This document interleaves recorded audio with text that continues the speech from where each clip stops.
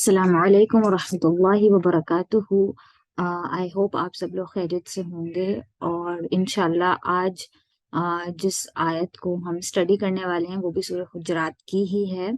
Previous दो classes में हम लोगों ने सूरह हुजरात की वो आयत देखी जिसमें अल्लाह ताला ने गीबत से मना किया है, तजस्सुस करने से मना किया है, स्पाइंग से मना किया है, लोगों का मजाक उड़ाने से मना किया है और लोगों को बुरे अलकाब देने से मना फरमाया है।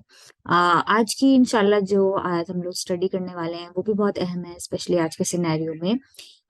ये आयत है सूरह हुजरात की आयत नंबर 6। ये आयत कुछ इस तरह है। आऊज़ु बिल्लाहि मिनश शैतानिर रजीम, बिस्मिल्लाहिर रहमानिर रहीम। या अय्युहल्लज़ीना आमनू इन जाअकुम फासिकुम बिनबइन फतबय्यनु अन तुसीबू कौमन बिजहालतिन फतुस्बिहू अला मा फअलतुम नादिमीन। इस आयत का मीनिंग है, ए लोगों जो ईमान लाए हो, अगर कोई करप्ट इंसान या कोई इविल डूअर जिसके जहन में इविल है, फिस्क है, बुराई है, करप्शन है, वो कोई खबर लेकर आता है, कोई भी खबर लेकर आता है वो, तो उसको पहले वेरीफाई कर लें। फतबय्यनु, वेरीफाई इट, उसकी तस्दीक कर लें। So you do not harm people, ताकि तुम लोगों को जो हो वो हार्म ना करो, किसी को अननोइंगली या अपनी इग्नोरेंस की वजह से लोगों को तकलीफ में ना डाल दो। और फिर बाद में फतुस्बिहु अला मा फ़अलतुम नादिमीन, becoming regretful for what you have done, कि बाद में तुम्हें नदामत हो उस चीज पर जो तुमने किया है।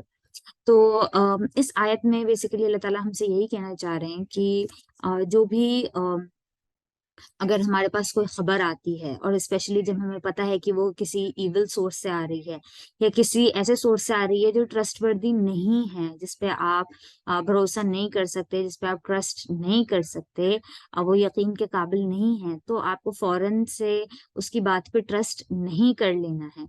आपको उसकी तस्दीक करनी है और ये इंश्योर करना है कि जो वो बात लेकर आया है क्या वो सही है या वो गलत है, या उस पे उसने कोई चीज ऐड करी है या नहीं करी है। आम, फतबय्यनु का मीनिंग ही ये है कि आप उसको पहले वेरीफाई करें। आपकी जितनी नॉलेज है आप उसके हिसाब से उस इंफॉर्मेशन को वेरीफाई करें, और जो भी आपके पास आई है खबर उसको अलग अलग सोर्सेस से भी पता करने की कोशिश करें, ताकि आपके पास बिल्कुल सही इल्म पहुंचे।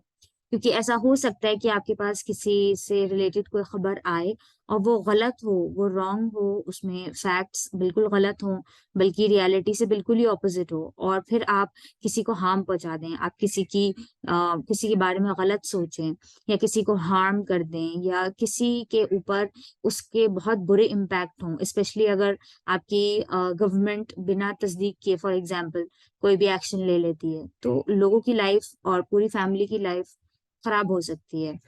इसलिए अल्लाह ताला ने यहाँ पे ये कहा है। और ये चीज हमें इसलिए भी नहीं करनी है क्योंकि हमें जाहिलों में से नहीं होना है, हमें अपनी जो इंटेलेक्ट है उसको यूज करना है, और अननोइंगली या आउट ऑफ इग्नोरेंस कि हमने हर चीज को इग्नोर करते हुए बस जो वो बात हमारे सामने आई हमने फौरन ही उसको मान लिया और आगे पहुंचा दिया और उसी में बिलीव कर लिया, तो वो चीज हमें नहीं करनी है और हमें इस चीज से बचना है। फतुस्बिहु अला मा फ़अलतुम नादिमीन, क्योंकि ऐसा हो सकता है कि फ्यूचर में आपको पता चले कि ये बात जो आपको पता चली थी या जिस पे आपने बिलीव कर लिया था वो एब्सोल्युटली रॉन्ग हो, उसमें कोई गलती हो, या वो बिल्कुल ही सिरे से उसकी उल्टी बात हो और आप बाद में रिग्रेटफुल हों, आपको बुरा लगे कि आपने कोई ऐसा काम कर दिया बिना सोचे समझे, आपने फौरन ही ऐसा कोई काम कर दिया जो आपको नहीं करना चाहिए था।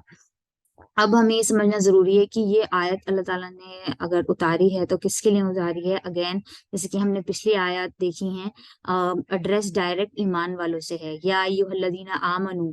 ये मदीना की सूरत है, मतलब मदीना में नाजिल हुई थी, तो यहाँ पे सब लोग जो हैं वो मुस्लिम्स हैं, प्रॉफेट मोहम्मद सल्लल्लाहु अलैहि वसल्लम में बिलीव रखते हैं।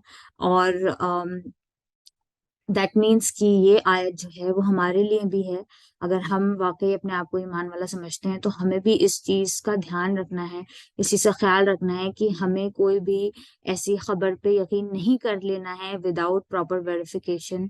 आप उसको जब तक ट्राई और टेस्ट नहीं कर लें एक मेरिट पर, एक पर्टिकुलर स्टैंडर्ड पर, स्पेशली जब वो किसी गलत सोर्स से आ रही है, तो फिर आप उस पर बिलीव नहीं कर सकते। और अगर आप ऐसा कर रहे हैं तो फिर आप मिस्टेक कर सकते हैं। ज्यादा चांसेस यही है कि आप गलत करें किसी और के साथ भी। एक तो फिर आप उसके बारे में भी गलत सोचेंगे, और फिर हो सकता है उसकी लाइफ एडवर्सली अफेक्ट हो, उसकी जो डिग्निटी है उस पे लोग क्वेश्चन करने लगे। अगर हम गवर्नमेंट के कॉन्टेक्स्ट में देखेंगे तो भी हमें यही बात पता चलेगी कि गवर्नमेंट्स को भी यही चाहिए कि किसी भी बात को बिना वेरीफाई करे, बिना प्रूफ के, बिना एविडेंस के किसी की भी बात पे अगर वो यकीन कर लेंगे तो पूरी पूरी फैमिलीज या लोग डिस्टर्ब हो सकते हैं और उनकी लाइफ खराब हो सकती है। और अगर हम पर्सनली भी सोचें तो यही है कि अगर हम किसी एक्स एंड वाई की बात कर रहे हैं या किसी ने हमें किसी के बारे में कुछ बताया, तो हम उसको फौरन ही कुछ और लोगों के सामने डिस्कस कर देते हैं और वो बात बहुत ज्यादा एग्जैजरेट हो जाती है, जो कि गलत है। एक गेम भी होता है ऐसा जो बच्चे भी खेलते हैं, चाइनीज विस्पर्स, जिसमें एक बच्चे ने जैसे अगर शुरू किया, कोई एक पर्टिकुलर लाइन उसने बोली है, तो बाय द टाइम कि वो 20th बच्चे तक वो बात पहुंचती है या 10वें बच्चे तक बात पहुंचती है, तो वो बात पूरी तरीके से ट्विस्ट हो जाती है। क्यों? क्योंकि आपने फौरन ही जो सुनी वो आपने आगे तो कर दी, लेकिन उसमें ह्यूमन टेंडेंसी ये होती है कि कुछ ना कुछ उसमें ऐड कर देते हैं या कुछ ना कुछ उसमें माइनस कर देते हैं, तो वो जो रियल बात है वो नहीं पहुंच पाती है आगे तक। तो इस चीज से हमें बचने को अल्लाह ताला ने कहा है। इसके साथ साथ हमें ये भी पता है कि आजकल सोशल मीडिया में फेक न्यूज बहुत ज्यादा फ्लोट करती हैं, और हमें ये चाहिए कि हम उसी चीज पे ट्रस्ट करें और उसी चीज को आगे शेयर करें या फॉरवर्ड करें जो हमें पता है कि ये चीज ऑथेंटिक है, जो हमने खुद जिसका एविडेंस देखा है, जिस पे हमें सेटिस्फेक्शन है कि हाँ ये चीज है और ये चीज सही है और ये चीज गलत है। तो काइंडली हमें इस चीज का ध्यान रखना है कि हम अवॉइड करें कोई भी गलत चीज को आगे पहुंचाने से। अब ये तो जनरल हमने बात कर ली हमारी लाइफ में जो इसका इम्पैक्ट होगा। और ये समझना भी जरूरी है कि जो प्रॉफेट मोहम्मद सल्लल्लाहु अलैहि वसल्लम की सोसाइटी थी, वहां पर भी इससे कुछ चीजें डिफरेंट नहीं थी। वहां पर भी यही था कि ये आयत जो नाजिल हुई है वो तब नाजिल हुई जब बनु मुस्तलिक की एक ट्राइब थी। वो जो है इस्लाम ले आए थे। वो लोगों ने इस्लाम एम्ब्रेस कर लिया था।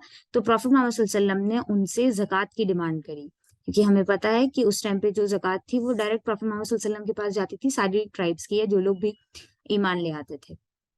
तो प्रॉफेट मोहम्मद सल्लल्लाहु अलैहि वसल्लम ने उनसे जक़ात कलेक्ट करने के लिए एक अपने रिप्रेजेंटेटिव को भेजा। लेकिन फॉर सम रीजन, जैसे कि रिवायत में आता है कि वो या तो डर गए थे या फिर उनकी पुरानी कोई उनसे दुश्मनी थी, कोई एनमिटी थी, जिसकी वजह से तो वो वहां तक तो गए, लेकिन वो एक्चुअली किसी भी ट्राइबल लीडर से या किसी भी ट्राइब के लोगों से मिले ही नहीं, और वो वैसे ही वापस लौट आए। जब वो वापस लौट आए तो उन्होंने प्रॉफेट मोहम्मद सल्लल्लाहु अलैहि वसल्लम को ये कह दिया कि वो लोग जक़ात जो है वो देना नहीं चाह रहे हैं, और उन लोगों ने मुझे कत्ल करने की भी कोशिश करी है। तो प्रॉफेट मोहम्मद सल्लल्लाहु अलैहि वसल्लम ने इसके बाद एक दूसरे अपने डेलीगेशन को भेजा उन लोगों के पास। और रास्ते में ही जब वो दूसरा डेलीगेशन जा रहा था तो उन्हें बनु मुस्तलिक के ट्राइबल लीडर्स जो थे वो मिल गए, और वो जक़ात लेकर ही आ रहे थे प्रॉफेट मोहम्मद सल्लल्लाहु अलैहि वसल्लम के पास। तो इससे भी हमें ये चीज पता चलती है कि अगर खुदा न करे वो डेलीगेशन कोई और स्टेप ले लेती, तो हो सकता था कि जो लोग मुस्लिम हो गए थे बनु मुस्तलिक के, उनके साथ कोई चीज गलत हो जाती, अनजाने में ही लेकिन हो जाती। तो ये हमेशा से होता है और हमारी सोसाइटी में भी आजकल होता है। हमें ये चाहिए कि हम अलर्ट रहें कि हम किस चीज में बिलीव कर रहे हैं, किस चीज में नहीं कर रहे हैं। कोशिश ये करें कि जितनी भी इंफॉर्मेशन आप तक आ रही है, किसी इंसान के बारे में, किसी न्यूज के बारे में, या किसी भी एक्सवाइजेड कोई भी चीज हो, उसको जरूर वेरीफाई कर लें। और इवन अगर हम लोग अपने एजुकेशन के पॉइंट ऑफ व्यू से देखते हैं तो वहां पर भी हमें यही सिखाया जाता है यूनिवर्सिटीज में या कॉलेजेस में कि जो भी आप एविडेंस यूज कर रहे हैं इन योर रिसर्च या इन योर असाइनमेंट्स, तो उसकी एक प्रॉपर एविडेंस होना चाहिए, उसका उसका एक प्रॉपर चेन होनी चाहिए, या वो आपने किस ऑथर से लिया है और वो ऑथर कितना ज्यादा सही है या नहीं है। तो इसी तरीके से सिर्फ एकेडमिक्स में नहीं, सिर्फ पॉलिटिक्स में नहीं, हमारी डेली लाइफ में भी अगर हम इस चीज को प्रैक्टिस करेंगे तो हम लोगों के बारे में जो हमारे गलत ओपिनियंस हैं वो इंशाल्लाह जो हैं वो कम हो जाएंगे, और बुराई कम से कम फैलेगी, और जो सही बात है वही लोगों तक आगे पहुंचेगी इंशाल्लाह। तो आज का ये था शॉर्ट रिमाइंडर, और इंशाल्लाह कल फिर किसी और आयत के साथ कंटिन्यू करेंगे। السلام عليكم ورحمة الله وبركاته، جزاك الله خيرا كثيرا، ربنا تقبل منا إنك أنت السميع العليم وتب علينا إنك أنت التواب الرحيم، اللهم لا تجعلنا من الذين يقولون ما لا يفعلون.